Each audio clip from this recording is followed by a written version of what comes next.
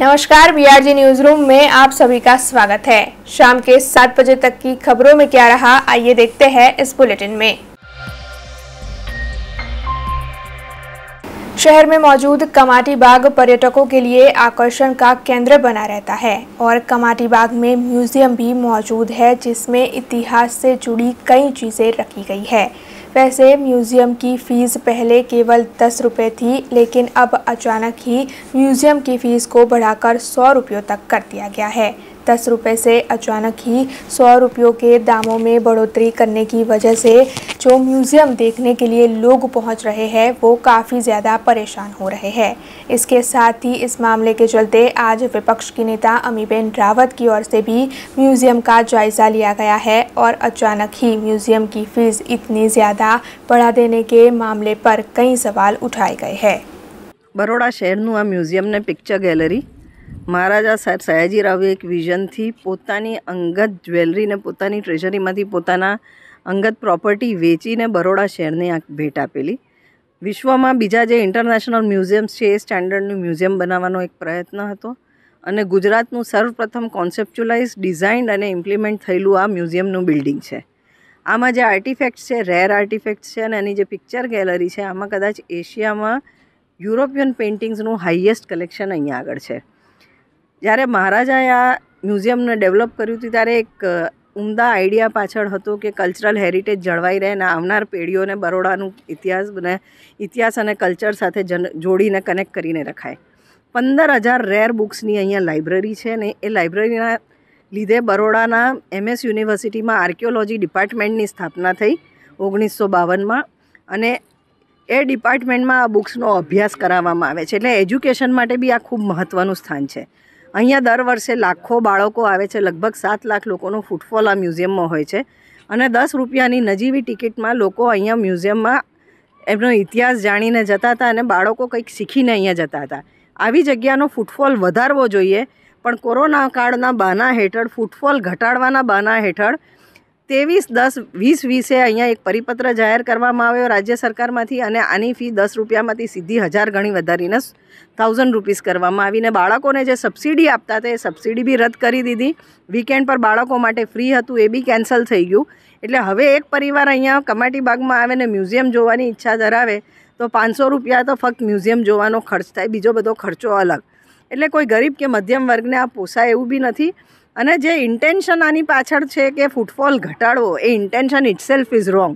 આવી જગ્યાએ વધુને વધુ લોકો આવે, શીખે, બાળકો ઇતિહાસ સમજીને જાય, પોતાનું કલ્ચર સમજે, એના માટે આ મહત્ત્વનું સ્થાન છે। એટલે અમે આજે અહીંયા આવેદનપત્ર આપવા આવ્યા છે કે આ જે ફી વધારો કર્યો તો અમે 27 નવેમ્બર 2020માં બી આ બાબતે પત્ર લખેલો, આજે રિમાઇન્ડર લખીએ છીએ કે તમે તાત્કાલિક આની ફી ઘટાડો। ખાલી 3 જ દિવસમાં 2,80,000 જેવી માતબર રકમ અહીંયા કલેક્શન ફીના રૂપે કરી છે। આ કમાવાનું સાધન નથી, આ એક એજ્યુકેશનની ઇન્સ્ટિટ્યૂટ કહેવાય। અમે લોકો આગળ ફોલો મોકલશું સરકારમાં, સરકાર જે ડિસિઝન લેશે એ માન્ય રહેશે। તમે લોકોએ આવેદનપત્ર આપ્યું, અમે લોકોએ સ્વીકાર્યું અને સરકારમાં મોકલશું, સરકાર ડિસિઝન લેશે ને। અમે કોઈ ડિસિઝન લઈ ના શકીએ ને। જ્યારથી કોરોના ચાલુ થયો એ પછી જ્યારે ઓપન થયું, રીઓપન થયું, ત્યારથી 3 મહિના બંધ રહ્યું હતું ઓલરેડી। પછી જ્યારે રીઓપન થયું ત્યારે 100 રૂપીસ ગવર્મેન્ટ અમને લોકોએ એક લેટર આપ્યો કે 100 રૂપીસ ફી સાથે આપણે પાછું ચાલુ કરવા મ્યુઝિયમ।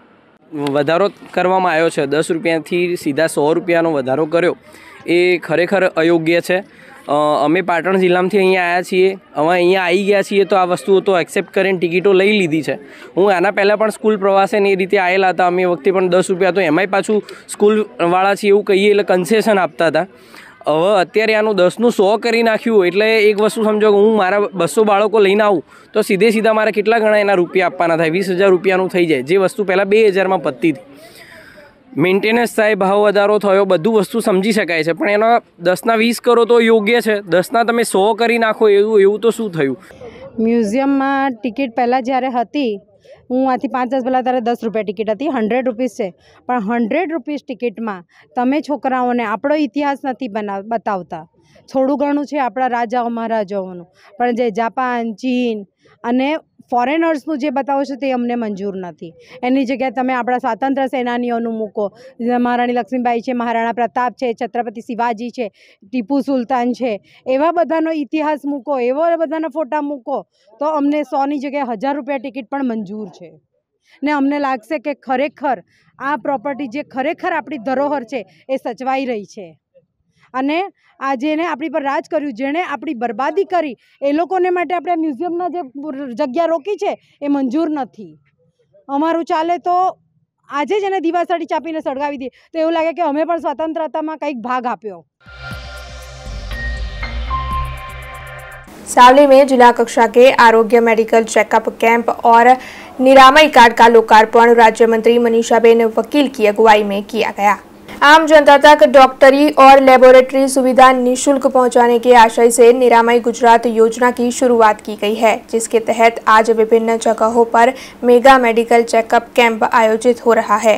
ऐसे में सावली में भीमनाथ महादेव मंदिर के हॉल में मेगा मेडिकल चेकअप कैंप का आयोजन किया गया और इसकी शुरुआत राज्य मंत्री मनीषाबेन वकील और विधायक केतन इनामदार के हाथों दीप प्राकट्य कर करवाई गई। इसके तहत अब हर PHCCHC सेंटर पर निरामय दिन मनाया जाएगा।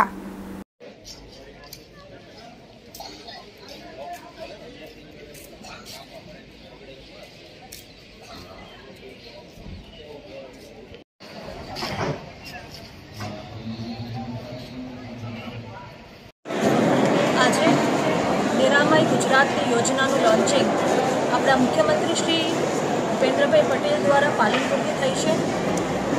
એ જ લોન્ચિંગનો કાર્યક્રમ આજે સાવલીમાં પણ રાખવામાં આવ્યો। આ નિરામય ગુજરાત યોજના દ્વારા આપણા રાજ્યના નાગરિકોને કોઈ મોટી બીમારી ન થાય અને જો નાની નાની બિનચેપી બીમારીઓ એની જાણ પહેલાંથી થઈ જાય, CPHC સેન્ટર હોય, PHC સેન્ટર હોય, ત્યાં પોતાનું સ્ક્રીનિંગ કરાવી શકે, ટાઈમ પર રોગનું નિદાન થઈ જાય તો આગળ જતાં કોઈ મોટી બીમારી ન થાય, એના માટેની આ યોજના છે। અને આ યોજના દર શુક્રવારે નાગરિકોનું સ્ક્રીનિંગ થશે। એ કોર્પોરેશનના લગતા વિસ્તારો હોય, ગામડાના લગતા વિસ્તારો હોય, ત્યાં ડૉક્ટરો પણ પોતેને હાડકાની બીમારી હોય કે બીપીની બીમારી હોય, ટેન્શન કોઈ જાતનું હોય, હાઇપર ટેન્શનમાંથી પસાર થતા હોય, આવા અનેકો બીમારી જીવનશૈલીના લીધે, જે બદલાયેલી જીવનશૈલીના લીધે લાગુ થતા હોય છે, આપણા ખાવા પીવાના લીધે કંઈક અલગ ફેરફાર થયો હોય એના લીધે લાગુ થતા એ બધાનું સ્ક્રીનિંગ ને સ્કેનિંગ બંને આ CPHC સેન્ટર, PHC સેન્ટર દ્વારા કરવામાં આવશે। આ ખૂબ એવી યોજના છે જે લોકોએ 30 વર્ષ પછી આ કાયમી જો એનું સ્કેનિંગ ને સ્ક્રીનિંગ કન્ટિન્યુઅસ થાય તો આગળ જઈને ગુજરાતની પ્રજા નિરોગી રહે એના માટેની આ યોજનાનું લોન્ચિંગ થયું છે।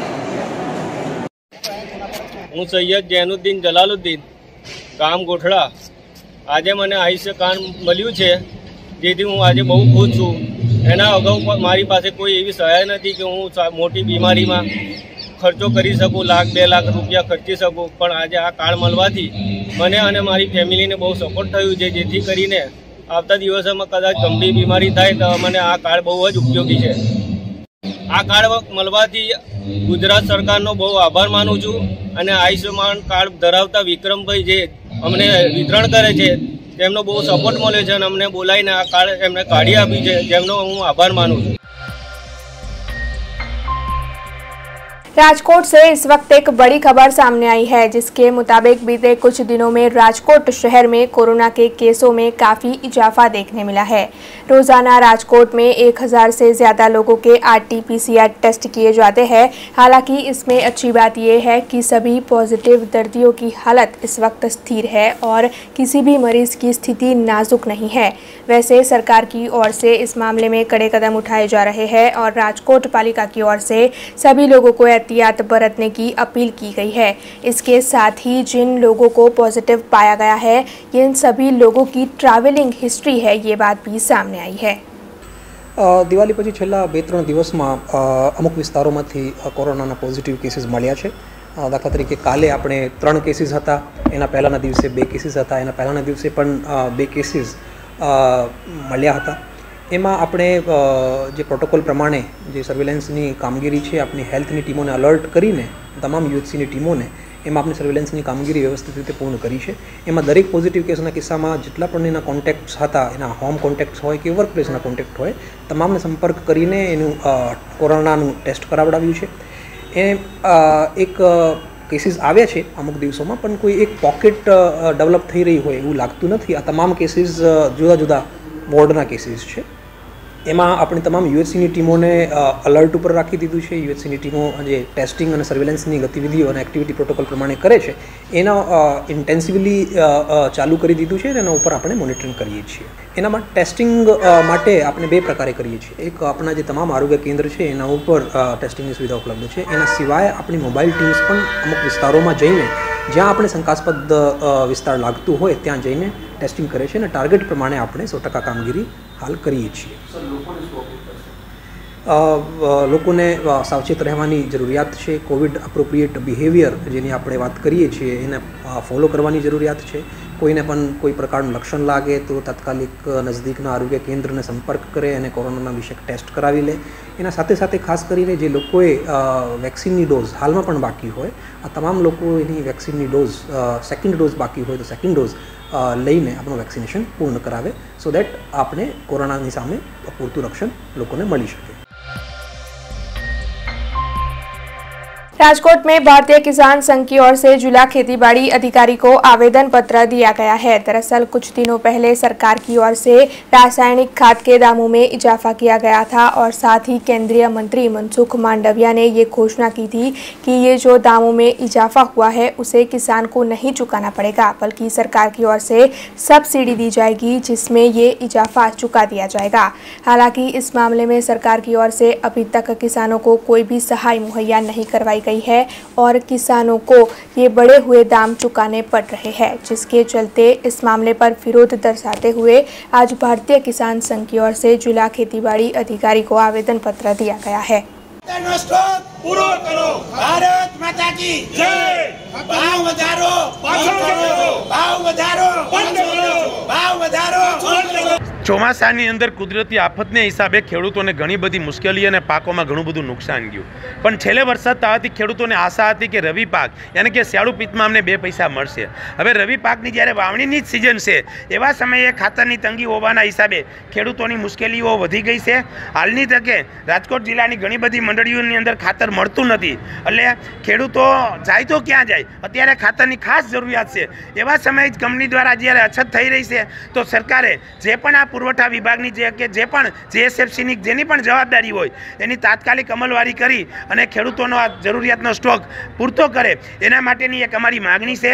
અને બીજી એક ફરિયાદ છે કે જ્યારે ત્યારે કંપનીઓએ ભાવ વધારો કર્યો હતો થોડાક દિવસ પહેલાં, ત્યારે આપના કેન્દ્રીય મિનિસ્ટર મનસુખભાઈ માંડવિયાએ સરસ મજાની ખેડૂતના હિતમાં જાહેરાત કરી કે આ ભાવ વધારો ખેડૂતોને લાગુ નહીં પડે, સબસિડી રૂપે સરકાર ચૂકવી આપશે। પણ હાલની તકે આજની તારીખમાં પણ મંડળીઓ વધારાના ભાવના ખેડૂતો પાસે બિલ લે છે। એ બિલ પણ અમે મીડિયાઓને આજે આપેલા છે। તો સરકાર જે જાહેરાત કરે છે એની નીચે અમલવારી નથી થતી, તો જવાબદાર કોણ? આ અમલવારી કેને કરવાની, કઈ રીતે કરાવવાની? તો સરકાર આની કંઈક સ્પષ્ટતા કરે। ખેડૂતો લૂંટાઈ રહ્યા છે, એટલે ખેડૂતો કારણ વિનાના ન લૂંટાય અને વાસ્તવિક જગતના તાતને હકીકત સરકારની મદદ મળે એવી ભાવનાથી સરકાર આ પ્રશ્ન તાત્કાલિક નિવારણ લઈ આવે, એટલે એ બાબતની પણ અમે આજ રાજકોટ જિલ્લા अधिकारी ખેતીવાડી ટીલવા સાહેબને રજૂઆત કરવા આવેલા છીએ। नर्मदा जिला के प्रभारी मंत्री पूर्णेश भाई मोदी की ओर से नर्मदा जिला की मुलाकात के दौरान राजपीपला की कलेक्टराई ऑफिस पर पदाधिकारियों और संबंधित अधिकारियों के साथ एक संकलन बैठक का आयोजन किया गया था। इस बैठक में जिला पंचायत प्रमुख परुषाबेन वसावा, कलेक्टर डी.ए. शाह समेत सांसद मनसुख वसावा और अन्य कई अग्रणी पदाधिकारी उपस्थित रहे थे।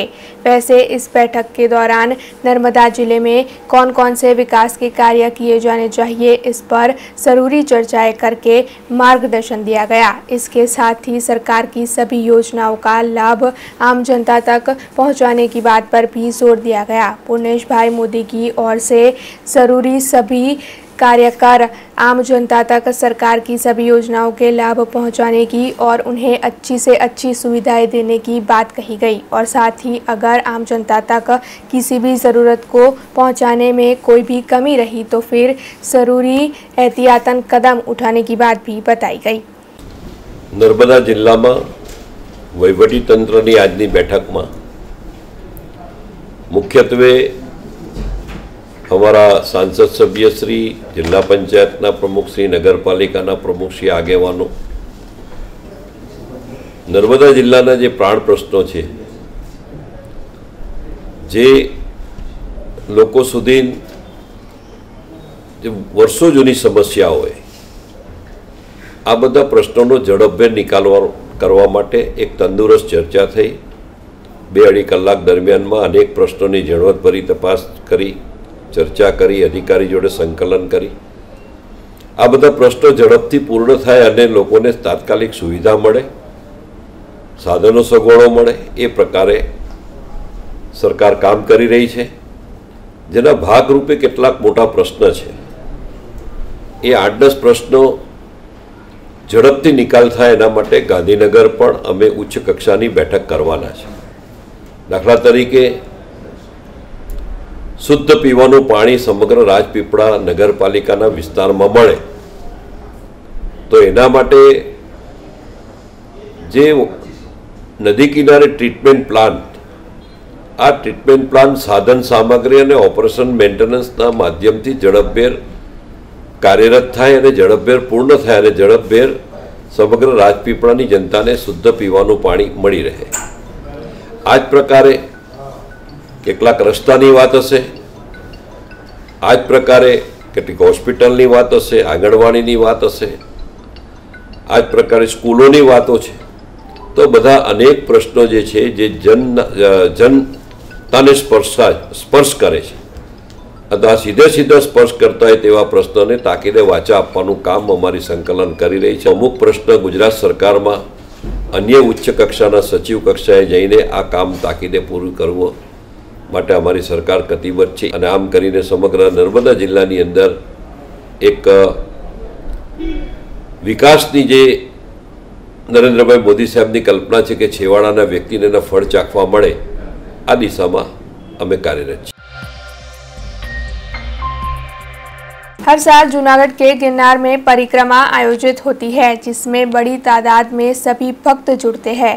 हालांकि इस साल कोरोना के आंकड़ों को मद्देनजर रखते हुए सरकार की ओर से इस परिक्रमा को करने की इजाज़त केवल 400 लोगों की मंजूरी में दी गई है। ऐसे में जूनागढ़ के कलेक्टर की अगुवाई में एक बैठक आयोजित हुई थी, जिसमें साधु संतों समेत केवल 400 लोगों की मंजूरी की बात तय की गई। वैसे काफ़ी लोग इस परिक्रमा में हर साल जुड़ते हैं और आगे भी जुड़ना चाहते हैं, जिसे लेकर अब इस साल क्योंकि ये सभी लोग परिक्रमा में शामिल नहीं हो पाएंगे, उसके चलते हिंदू समाज के लोग और विश्व हिंदू परिषद के लोगों में काफ़ी रोष देखने मिल रहा है। देव दिवाल के दिन से परंपरा मुजब की लिली परिक्रमा के बारे में सरकार और वहीवटी तंत्र ने निर्णय ले लिया है और यह निर्णय 400 लोगों के लिए लिया गया है। कोरोना के गाइडलाइन की तरह 400 लोगों के लिए छूट दी गई है और साधु संतों इसमें परंपरा निभा कर सके इसलिए छूट दी गई है और केवल ये परंपरागत रिवाज के अनुसार अनुमति दी गई है। उसमें ये निर्णय आने से आम लोग और विश्व हिंदू परिषद जैसे संस्थाएं काफ़ी विरोध दर्शा रही है। प्रकाश दवे, BRG न्यूज़। टेडियापाड़ा तालुका के कनबुड़ी से मोरजड़ी की सड़क के मामले में वहां के स्थानियों की ओर से कई बार आवाजें उठाई गई है। दरअसल इस सड़क का कार्य कॉन्ट्रैक्टर की ओर से ठीक से नहीं किया गया होने के आरोप कई बार स्थानियों की ओर से लगाए गए हैं, जिसके चलते मार्ग और मकान विभाग के मंत्री पूर्णेश भाई मोदी, सांसद मनसुख वसावा समेत कई पदाधिकारी अचानक ही इस जगह का जायजा लेने पहुंचे और उनकी ओर से सड़क का पूरी तरीके से जायजा लेकर इस बात को माना गया कि कॉन्ट्रैक्टर की ओर से सड़क बनाने में ठीक से कार्य नहीं किया गया है और साथ ही इस कॉन्ट्रैक्टर को ब्लैक लिस्ट करने की बात भी मंत्री पूर्णेश भाई मोदी की ओर से बताई गई। नेशनल अचीवमेंट सर्वे 2021 के तहत देश भर में स्कूल के छात्रों की अचीवमेंट इम्तिहान लिए जा रहे हैं। उसी के तहत तिलकवाड़ा में भी स्कूल के 8वीं कक्षा के सिलेक्टेड छात्रों के अचीवमेंट की इम्तिहान का आज आयोजन हुआ था। इसके तहत सिलेक्ट हुए सभी छात्रों ने आज इम्तिहान दिए और इन छात्रों के पेपर गांधीनगर भेजे जाएंगे, जिसके बाद उनका परिणाम घोषित होगा। वैसे इस इम्तिहान को लेने के पीछे का मकसद इतना ही था कि शिक्षा की कितनी ज़रूरत छात्रों में है और किस तरीके का शिक्षण बच्चों को देना चाहिए, इसका पता लगाया जा सके। नेशनल अचीवमेंट सर्वे 2021 अंतर्गत आज रोज तिलकवाड़ा प्राथमिक शाला में धोरण 8 विद्यार्थीओनी एचीवमेंटनी परीक्षा लेवामां आवी रही है। आ परीक्षा में मुख्य 4 भाषा, गणित, विज्ञान અને સામાજિક વિજ્ઞાનના 4 વિષયોને આવરી લઈને આ સમગ્ર પરીક્ષાનું આયોજન કરેલ છે। 120 મિનિટમાં બાળકોએ 60 પ્રશ્નો એટેન્ડ કરવાના છે અને OMR શીટમાં એની નોંધ કરવાની છે અને આનાથી બાળકમાં કેટલું એચીવ કરી રહ્યું છે એની વિશે પર સંપૂર્ણ માહિતી મળશે। આ સમગ્ર OMR શીટ અહીંથી કલેક્ટ થઈને દિલ્હી મુકામે એટલે ગાંધીનગરથી દિલ્હી મુકામે આના આંકડા પહોંચવાના છે અને આપણા गुजरात राज्य में अपना जिला में बाळकोनुं शैक्षणिकनुं स्तर केवुं ने केटलुं छे एनी विषय पर पूरेपूरी माहिती आ परीक्षा द्वारा मळवा जई रही है। आपनुं नाम? मारुं नाम कपिलदेव नटवरलाल कटारिया। हूँ तिलकवाड़ा गवर्नमेंट स्कूल में इंचार्ज आचार्य तरीके मारी फरज निभावुं छुं अने नेशनल एचीवमेंट सर्वे अंतर्गत मैं ऑब्जर्वर तरीके मारी कामगीरी आज करी रह्यो छुं। नेशनल एचीवमेंट सर्वे 2021 माटे नर्मदा जिल्लानी અને એમાંય તિલકવાડા તાલુકામાં આપણી આ KM સાર્વજનિક હાઈસ્કૂલ પસંદગી પામેલ છે, જેમાં વિદ્યાર્થીઓની 4 વર્ગોમાંથી કોઈ એક વર્ગ પસંદ કરી અને એમાંથી પણ ડ્રો સિસ્ટમથી વિદ્યાર્થીઓને પસંદ કરી અને આ સર્વેમાં વિદ્યાર્થીઓને પરીક્ષા માટે બેસાડેલા છે। આ પરીક્ષાથી વિદ્યાર્થીઓમાં, એમના વાલીઓમાં, સમાજમાં ભણતરથી કેટલો ગ્રોથ થયો છે, કેટલો વિકાસ થયો છે એ સર્વે કરી શકાશે અને એનો માપદંડ આપી શકાય એટલા માટે આ પરીક્ષા યોજેલી છે અને ખરેખર આ એક સારું પગલું છે રાષ્ટ્ર લેવલે કે આ પરીક્ષા યોજી અને એનું માપદંડ કરવામાં આવે। अब खबरों से लगातार अपडेट रहना हुआ आसान। BRG न्यूज आपके मोबाइल स्क्रीन पर। आज ही BRG न्यूज की mobile app Google play store और ऐप स्टोर से डाउनलोड करें और खबरों से लगातार जुड़े रहें।